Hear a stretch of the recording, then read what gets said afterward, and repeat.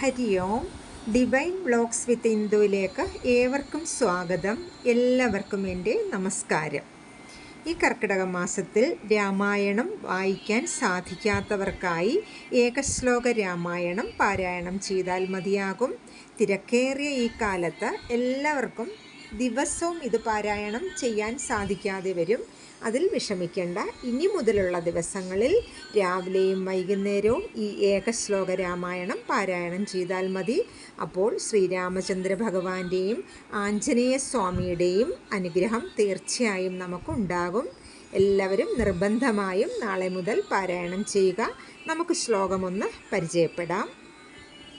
പൂർവം രാമതപോവനാധിഗമനം ഹത്വാ മൃഗം കാഞ്ചനം വൈദേഹീഹരണം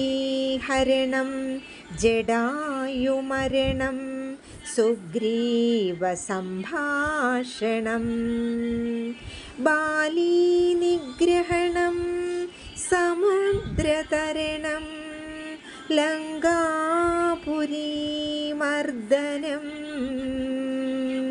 പശ്ചാത് രാവണകുംഭകർണഹനനം ഏതദ്ധി രാമായണം. രാമ രാമ രാമ രാമ രാമ രാമ പാഹി മാം. രാമ രാമ രാമ രാമ രാമ രാമ രക്ഷ മാം. ഹരി ഓം.